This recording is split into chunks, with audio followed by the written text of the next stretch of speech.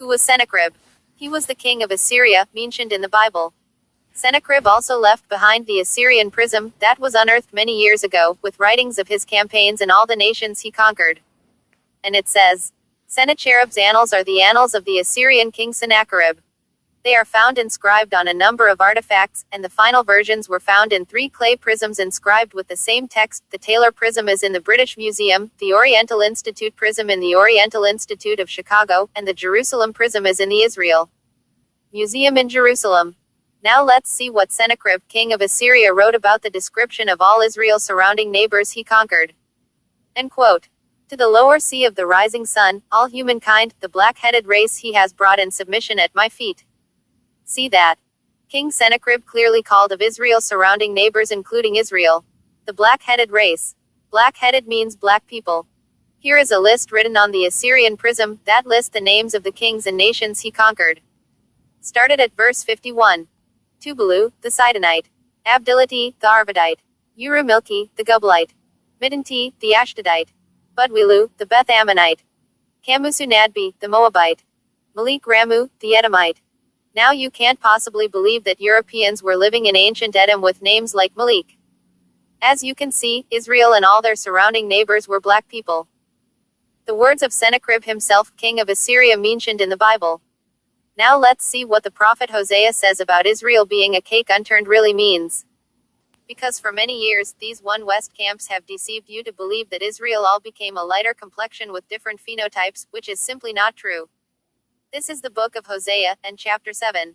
Please listen very carefully.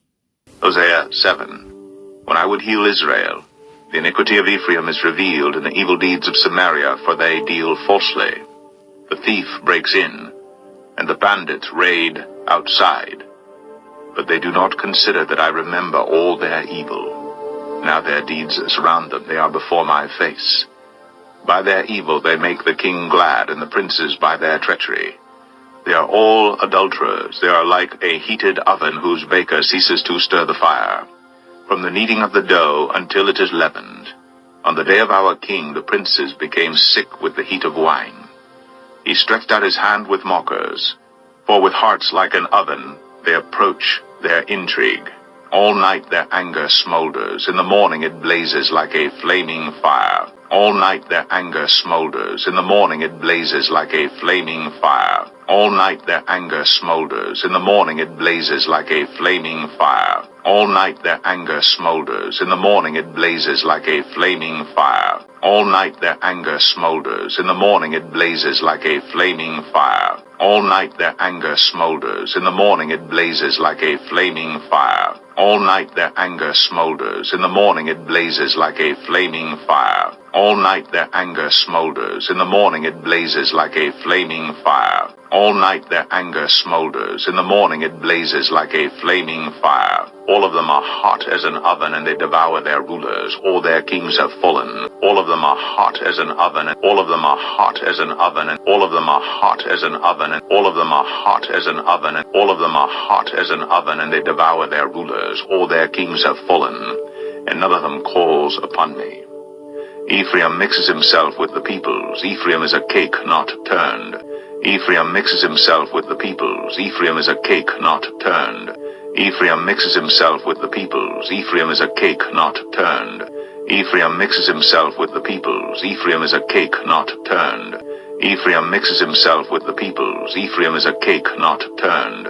Ephraim mixes himself with the peoples. Ephraim is a cake not turned. Strangers devour his strength, and he knows it not. Gray hairs are sprinkled upon him, and he knows it not.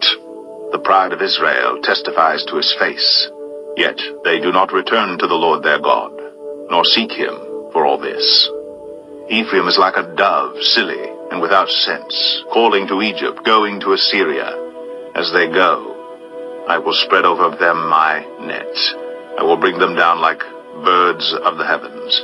I will discipline them according to the report made to their congregation. Woe to them, for they have strayed from me. Destruction to them, for they have rebelled against me. I would redeem them, but they speak lies against me. They do not cry to me from the heart, but they wail upon their beds. For grain and wine They gash themselves. They rebel against me.